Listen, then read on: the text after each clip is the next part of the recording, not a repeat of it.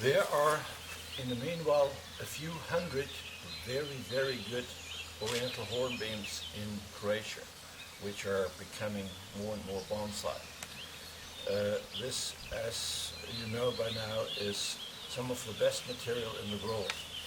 And this particular tree here is one of the best. You see, the nebari is enormous, the branching is perfect. While it's still very raw material, which we will work on today, it has all the properties of a future absolutely killer tree. I hate this tree. You know why? It should belong to me. I was 1 year ago coming down to Croatia on the pretense to get a few trees, but I wanted to get this tree. It was my plan to come and bring this tree back to Germany. And when I came down here, the story was that Sebastian has it now. Oh God, all right, my tree. But it's wonderful anyway, and it's in good hands because I know Sebastian will make it shine as it should. So, everything is there, the nebari, the trunks. Now you will say, well, are these not very, very thick branches up here? No, these are not very thick branches. These are subtrunks. This is a branch, this is a branch. The small little things are branches. This is a trunk. But how many trunks is a tree supposed to have? Well, this is not a tree as it is in the bonsai picture book. This is a real tree, a deciduous tree which grows with a main trunk, which is this here, which is very powerful, and then splits into several sub-trunks, which again may split into tertiary trunks. So that's the concept of designing this tree. Forget all the bonsai rules, look at real trees. In America, that's called sometimes the oak style, because an oak would grow like that, but also a maple or a hornbeam would grow like that. I call it the informal broom form.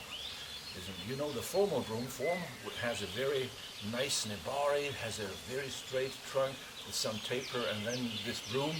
That's a typical growth habit of the Zelkova. They actually look like this as large trees. So it was invented that this should be a bonsai style.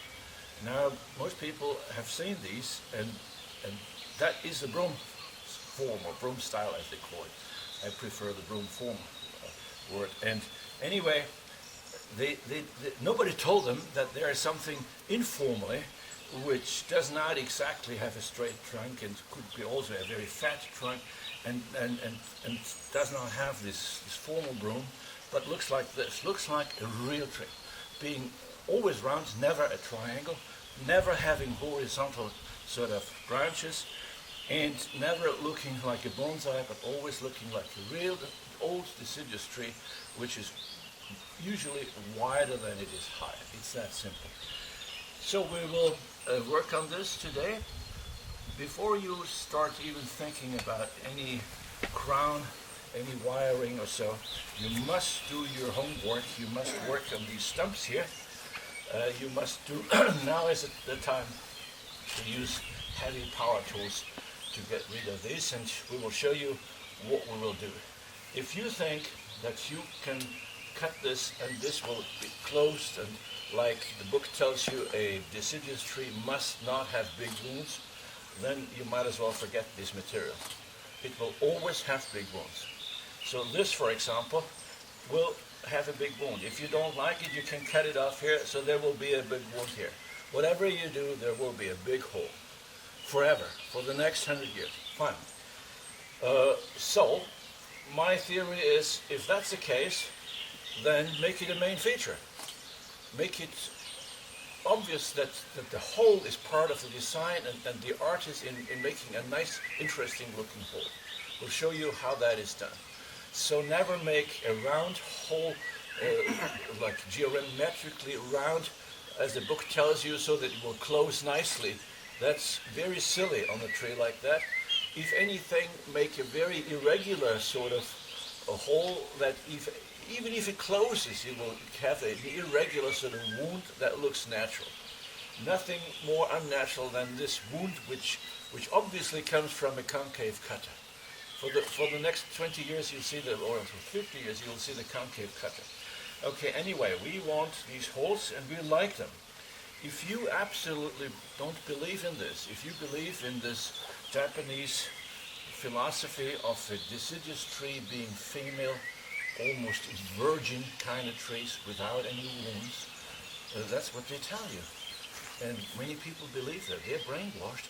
If you believe in that, forget everything here. Don't listen to me, because we are telling you that this is something radically different. And in the end, you may not even like this after today. Why? Because this is not a bonsai yet. It's just one step further. And it's part of the game that these trees look quite ugly for a long time. And even now it looks nice. It may look uglier at the end of that day. But that doesn't matter. The only thing that matters is what will it look like in 20 years. And I tell you one thing. In 20 years, this will be the ultimate killer tree. It has exactly the right size. You know that Sebastian suffers from megalomania. He must have the biggest trees here, which is fine. You have 1 or 2 trees as a centerpiece, but not every bonsai. It must be possible for a single person to carry a tree or to take photographs, to put it into a reasonably sized pot, to put it on exhibit, okay?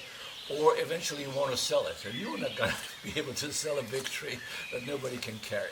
But this has just the right size. This is just perfect. Sebastian, this really should be my tree. Thank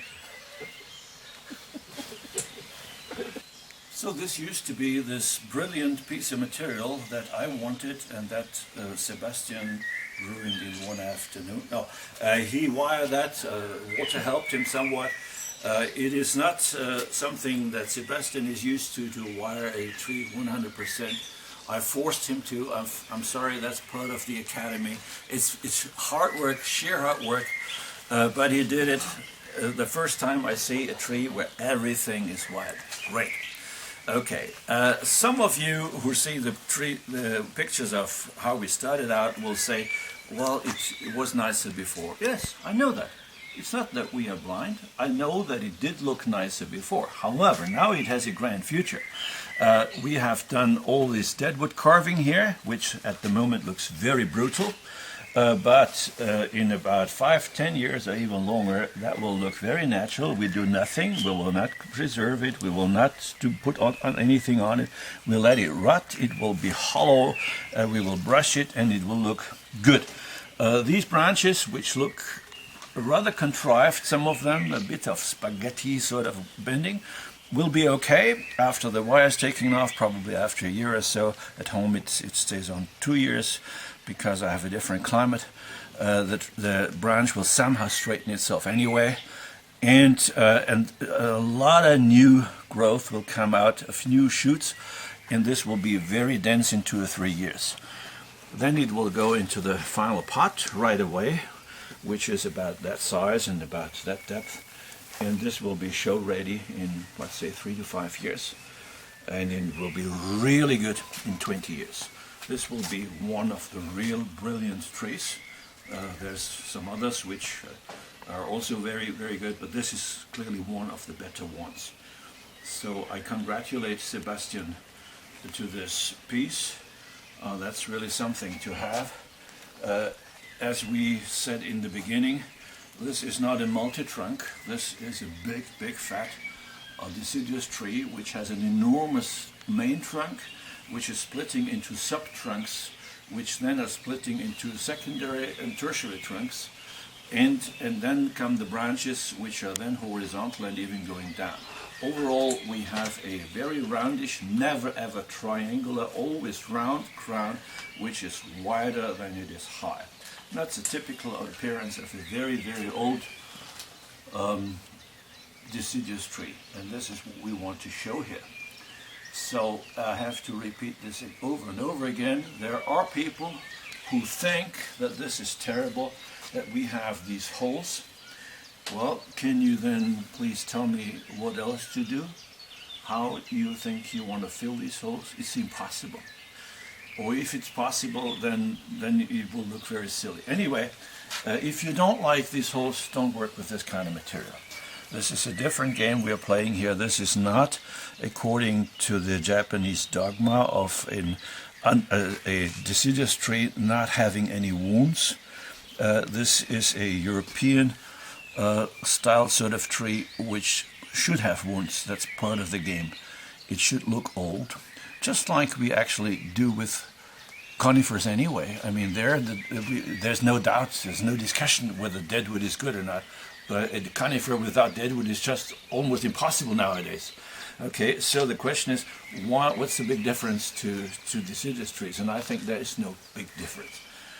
Okay, anyway, this will now be left alone. I hope Sebastian doesn't bend back and forth all the time. You just leave it, you just let it grow. You water it aggressively, feed it aggressively with a lot of chicken dew, and it will grow like mad. Hopefully we have a warm and hot and moist summer, and then they will really grow. Okay, I wish you good luck. I'm sure I will see this tree again, hopefully in a big show in a few years. This is the kind of material for the real big shows. Okay, congratulations, Sebastian. Thank you very much.